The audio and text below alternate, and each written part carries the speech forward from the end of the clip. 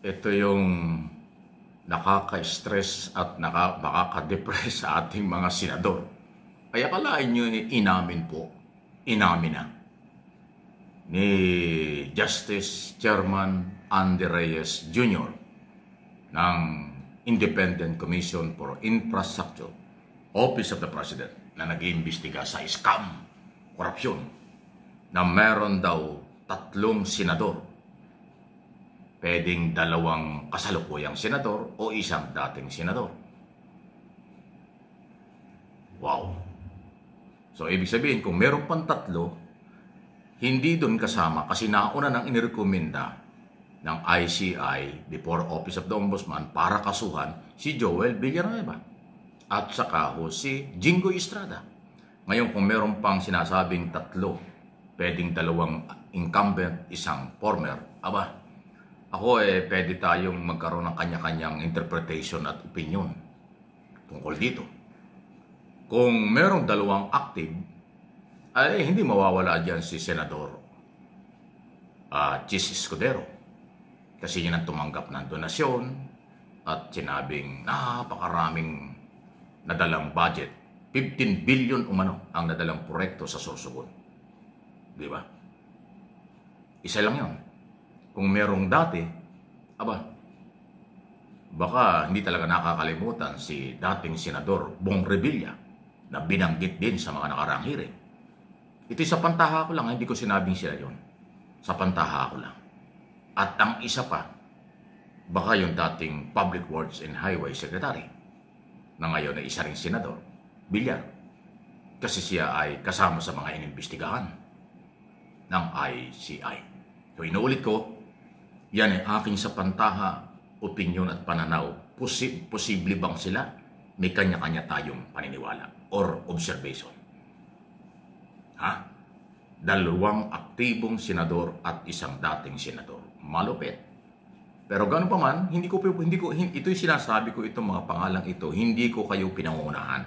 Hindi ko rin pinangunahan ang mga investigation body like ICI or Ombudsman. Aking sariling sa pantaha ito or opinion. Kung meron kayong ibang kilala o alam, malaya po kayo, Luzon, Visayas, Mindanao at sa buong mundo ng mga Pilipino. Kasi lahat tayo ay nakatutok.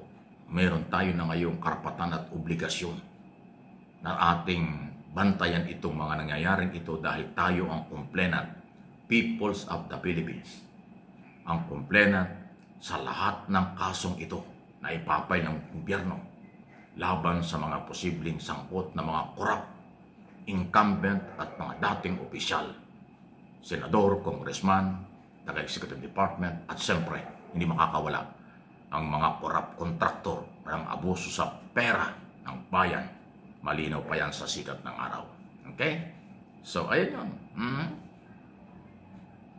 Ito pa yung isa. Yari talaga. Wala silang Merry Christmas. Matindi yan. Presidente po ang nagsabi niya.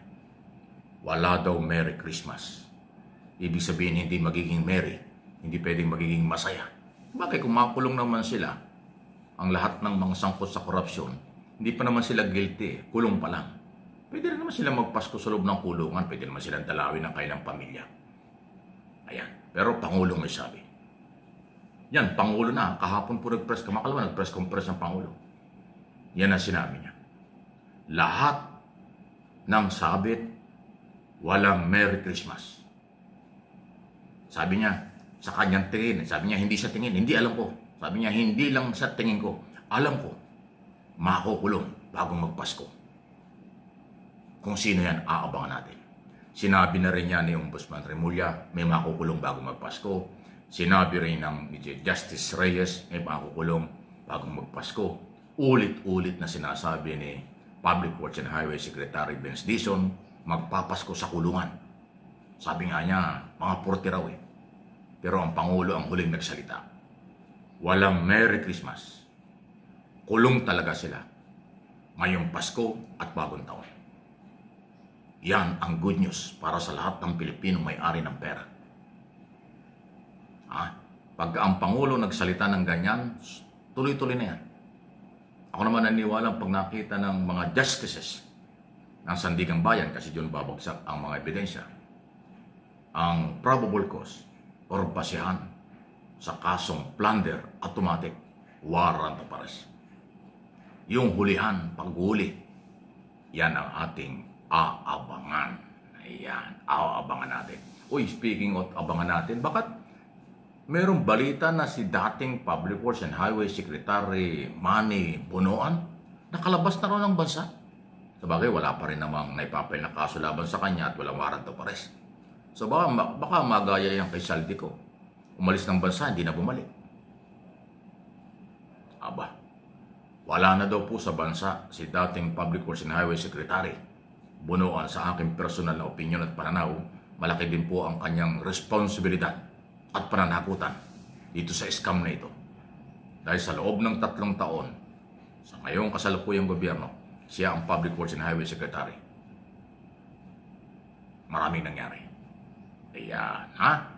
So, grabe, ha? So, yung pamilya, mga kamag-anak, mga inaanak, ay di pagka nakulong itong mga korap na ito, doon kayo mamasko sa kulungan. Yung district engineer, mga kontraktor, senador o congressman na makukulong, o doon kayo mamasko at magbagong taon sa kulungan. Doon kayo, mga ninong, o puntahan yung mga ninong at ninang ninyo sa kulungan. Hindi makakapagtago kasi kung makukulong sila. Lahat po yan, pag plunder case, plunder law, non-bailable offense. Walang pansamantalang laya. Kulong talaga. Yan ang pinakamataas na kaso. Batas laban sa korap government official na pwedeng kasuhan. Yung anti-graft law, yun ang papataw, hindi pwedeng kasuhan ng plunder kasi ang private sector eh. Ang kinakasuhan lang ng plunder ay ang, tama ba? Hindi, anyway. Lahat sila pwede dyan. Anti-graft, plunder law, papairal sa kanila.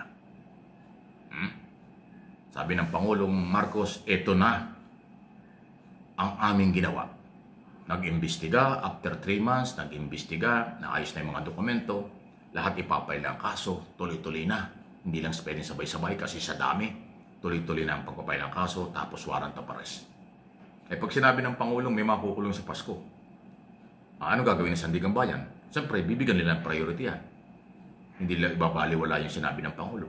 Dahil ang sinasabi ng Pangulo ay base sa kailang pagsusuri sa ebidensya, mayroong sapat na, may tinatawag na probable cause, may sapat na ebidensya para kasuhan, para mag-issue ng warrant of arrest at ipakulong.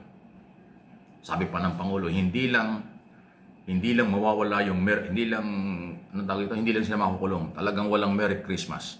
Babawiin pa at binawi na. Tuloy-tuloy na ang pagbawi ng bilyong-bilyong perang ibinulusa ng garapalan ng matagal na panahon.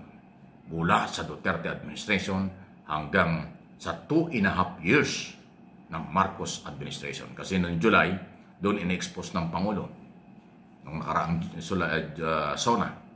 So tama-tama, 2.5 years, hindi pala 3 years. Kasi itong kalahati ng taong ito, nagsimula nung in-expose ng Pangulo yung korupsyon, natigil na.